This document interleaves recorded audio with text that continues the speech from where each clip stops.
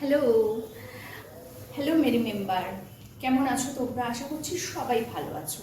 আর দেখো, আজকে আমি স্ট্র্যাপলেস ব্রালেটটার উপর না এরমভাবে শাড়িটা পরেছি, তো কেমন লাগছে আমাকে জানিও। আর এই স্ট্র্যাপলেস ব্রালেট যখন আমি পরেছি, আর এই শাড়িটা কিন্তু এথনিক একটা শাড়ি, খুব ট্র্যাডিশনাল শাড়ি। এই শাড়িটা যখন আমি পরেছি ব্রালেটের ওপর, কেমন লাগছে আমাকে বলো। বাট এটা কিন্তু একটা ট্র্যাডিশনাল ব্লাউজ দিয়েই ভালো লাগবে। এটা আমার পুরনো শাড়ি, নতুন নয়। এটা আমার ইচ্ছা আছে বিজয়া দশমীর দিন পরার। এটার সাথে প্রচুর গয়না পরা যায়, খুব সুন্দর করে সাজা যায়, মাথা ভর্তি সিঁদুর দিয়ে খুব সুন্দর করে সাজা যায়, হাতে শাঁখাপলা পরে। যদিও আমি এগুলো পরি না, তবুও আমি শাড়িটা পরেছি, আর পরে কেমন লাগছে সেটা কিন্তু আমাকে অবশ্যই জানিও।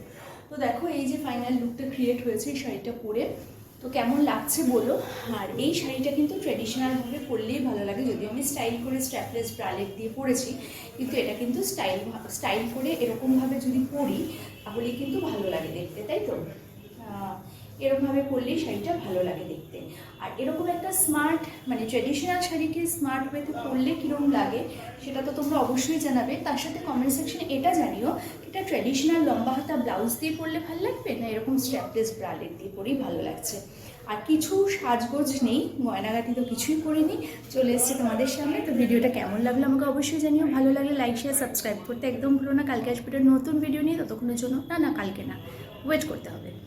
ততদিনের জন্য